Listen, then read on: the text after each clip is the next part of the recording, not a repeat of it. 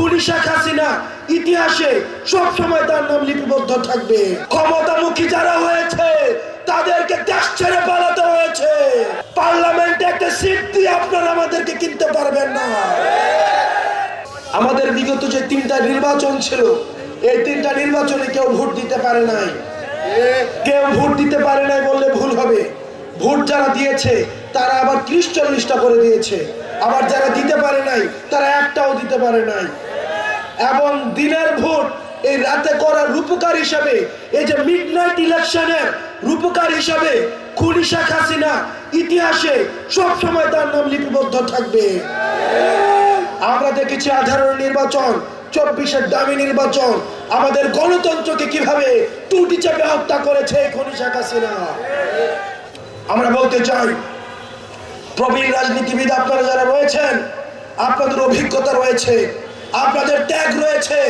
গত 16 বছর ধরে আমরা দেখেছি আপনাদের নির্যাতন এবং নিপীড়নের মধ্য দিয়ে যেতে হয়েছে। প্রবীণদের যে অভিজ্ঞতা এবং নতুনদের যে ভয়হীন মনোভাব, এই দুইটার মিথস্ক্রিয়ায় 24 পরবর্তী বাংলাদেশ বিনির্মাণ করতে হবে। অন্যদিকে একদল রয়েছে কিভাবে তরুণদেরকে, তাদের মতামত হচ্ছে আন্দোলন হয়েছে, সফল হয়েছে, তোমরা আবার ঘরে ফিরে যাও, ক্ষমতা এবার আমরা একাই নিব। আমরা বলতে চাই, দয়া করে ক্ষমতামুখী হইয়েন না। ক্ষমতামুখী যারা হয়েছে তাদেরকে দেশ ছেড়ে পালাতে হয়েছে। ক্ষমতামুখী না হয়ে আপনারা জনতামুখী হন।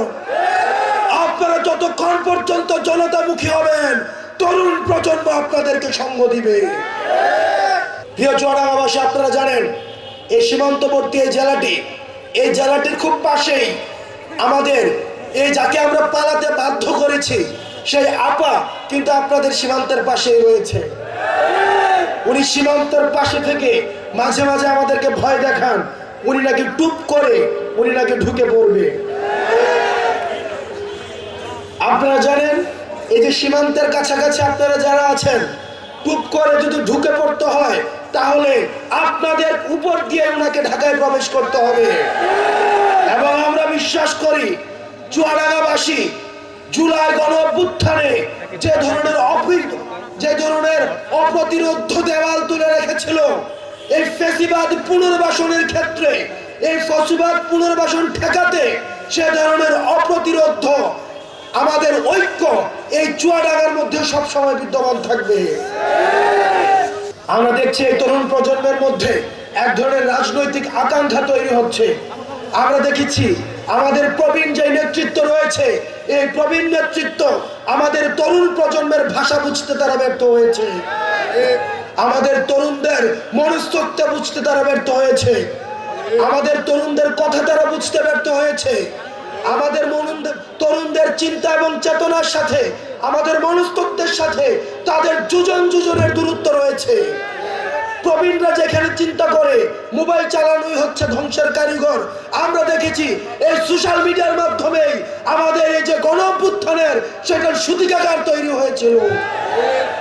প্রিয় সহযোদ্ধা, আপনাদেরকে মাথায় রাখতে হবে, আমাদের তরুণ প্রজন্মের মধ্যে যে রাজনৈতিক সচেতনতা তৈরি হয়েছে, যে অকটু ভয় আমাদের মধ্যে একটা নেচার তৈরি হয়েছে, সেটা আমাদেরকে ধারণ করতে হবে, সেটা আমাদেরকে ধরে রাখতে হবে। প্রিয় সহযোদ্ধা, আপনারা দেখেছেন আমাদের প্রবীণ যে রাজনীতিবিদরা তারা ছিলেন আপোষকামী। আমরা দেখেছি, আমাদের কাছে খবর আছে কারা কারা গত 3টা নির্বাচনে খুনি শেখ হাসিনার সাথে আপোষ করেছে, কারা কারা খুনি শেখ হাসিনার আওয়ামী লীগের সাথে ব্যবসায়িক সম্পর্ক ছিল, কাদের কাদের আওয়ামী লীগের সাথে আত্মীয়তার সম্পর্ক ছিল, এই জিনিসগুলো কিন্তু আমাদের জানা রয়েছে। সুতরাং আপনারা যারা আওয়ামী লীগের বিচার বাদ দিয়ে আওয়ামী লীগের পুনর্বাসনের জন্য চিন্তা করছেন, আপনারা এই তরুণ প্রজন্মের সাথে আপনারা দালালি করছেন। প্রিয় সহযোদ্ধা, আপনারা দেখছেন আমাদের ক্রিয়াশীল যে রাজনৈতিক দলগুলো, তারা খুনি ফ্যাসিস্ট শেখ হাসিনার বিচার নিয়ে তাদের মধ্যে আমরা কোনো কথা দেখি না। আমরা দেখি আগামী নির্বাচনে আওয়ামী লীগ থাকবে কি থাকবে না সেটি নিয়ে তাদের মধ্যে আলাপ আলোচনা হচ্ছে, কিন্তু আওয়ামী লীগকে কিভাবে নিষিদ্ধ করা যায় সেটি নিয়ে তাদের মধ্যে কোনো আলাপ আলোচনা নাই। কারণ তাদের মধ্যে ভোট ব্যাংকের চিন্তা রয়েছে, তাদের মধ্যে আওয়ামী লীগের ব্যবসার চিন্তা রয়েছে, আওয়ামী লীগের পুনর্বাসনের মধ্য দিয়ে আওয়ামী লীগের ব্যবসাগুলোকে তারা দখল করতে চায়, আওয়ামী লীগের রাজনৈতিক কাঠামোকে তারা দখল করতে চায়। আমরা তরুণ প্রজন্ম স্পষ্টভাবে বলতে চাই, আমরা যতদিন পর্যন্ত রাজপথে আছি আমাদেরকে হাসিনা কিনতে পারে নাই, আমাদেরকে আওয়ামী লীগ কিনতে পারে নাই।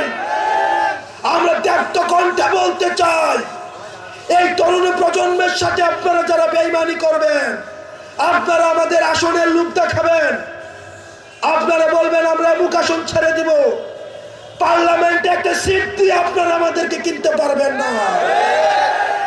আমাদের এই যে জন আকাঙ্ক্ষা তৈরি হয়েছে সেটির প্রতিফলন আপনাদেরকে ঘটাতে হবে। এই তরুণ প্রজন্মের ভাষা বুঝুন।